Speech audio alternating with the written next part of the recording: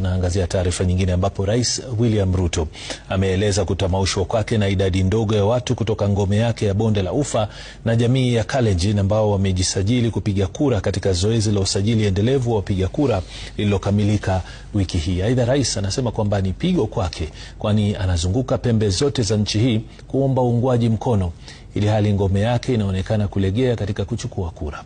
Aidha, rais amepuuzilia mbali upinzani kuhusu utendakazi wake, akidai kwamba rekodi yake ya kazi inajiuza yenyewe. Melita Oletengez anaarifu. Rais William Ruto pamoja na viongozi wengine serikalini walihudhuria hafla ya mazishi ya marehemu Edwin Koech, babake waziri wa uchukuzi David Chirchir, katika eneo la Kipketi, kaunti ya Bomet.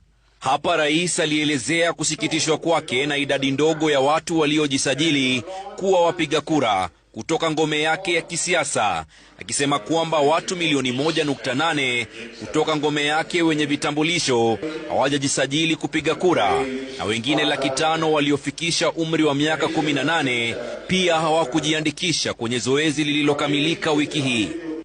Kitinye biikab kutit milionit 1 ak 800,000 chetinye kibandet amawa kocheng kurayat. Awase kitinye biikab kutit nusu million chekikoit 18 years amawa kocheng kibandet.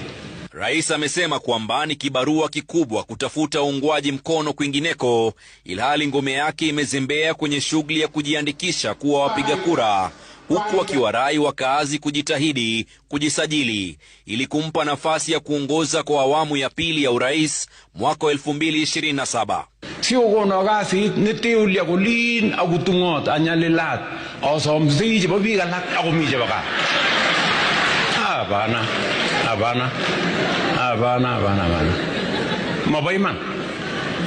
Mabaiman ngaleja.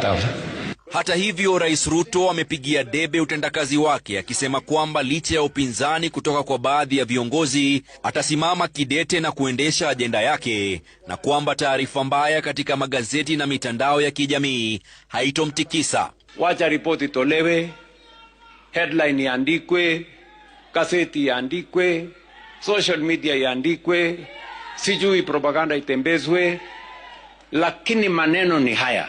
But the truth will not change.